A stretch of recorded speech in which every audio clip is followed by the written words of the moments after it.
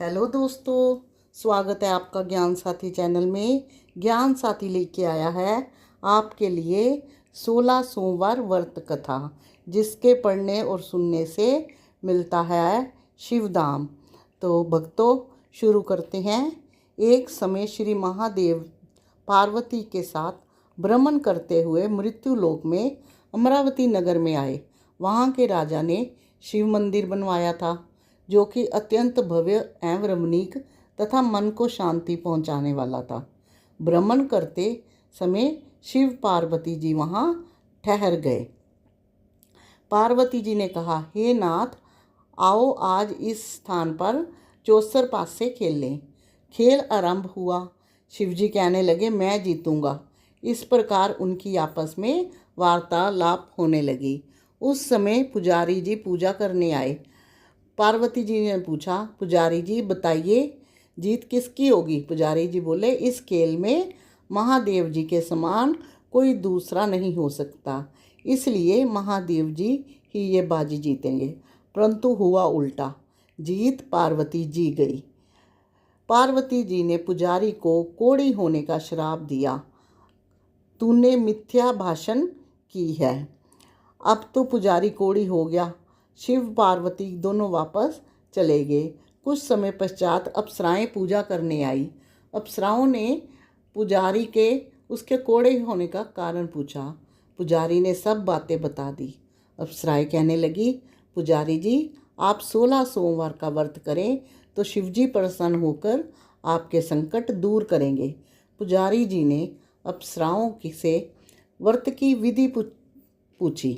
अप्सराओं ने व्रत करने और व्रत के उद्यापन करने की संपूर्ण विधि बता दी।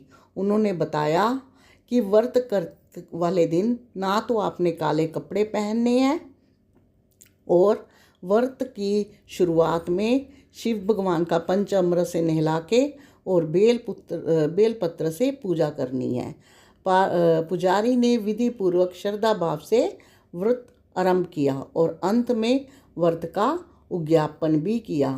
व्रत के प्रभाव से पुजारी जी रोग मुक्त हो गए। कुछ दिन बाद शंकर पार्वती उस मंदिर में आए तो पुजारी जी को रोग मुक्त देखकर पार्वती जी ने पूछा, मेरे दिए श्राप से मुक्ति पाने का पुजारी जी आपने कौन सा उपाय किया?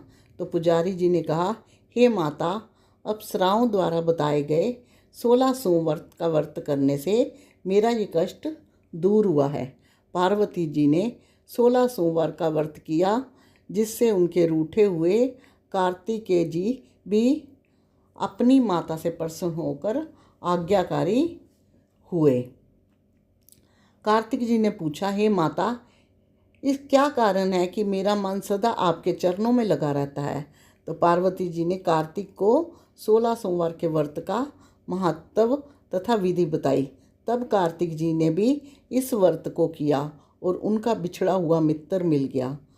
अब मित्र ने भी इस व्रत को अपने विवाह होने की इच्छा से किया। फल व उपदेश किया। वहाँ के राजा की कन्या का संवर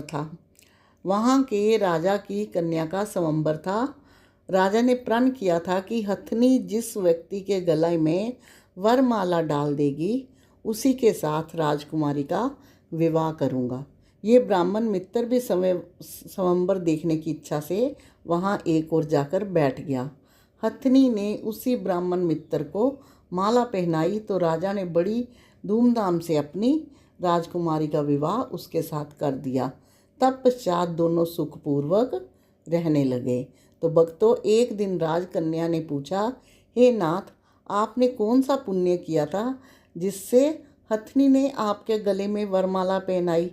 तो ब्राह्मण पति ने कहा, मैंने कार्तिक जी से द्वारा बताए गए 16 सोमवार के व्रत पूर्ण विधि विधान सहित श्रद्धा भक्ति से किया, जिसके फल के कारण मुझे तुम्हारे जैसी सौभाग्यशाली पत्नी मिली। अब तो राज्य कन्या ने भी सत्य पुत्र प्राप्ति के लिए व्रत किया और सर्वगुण संपन्न पुत्र प्राप्त किया।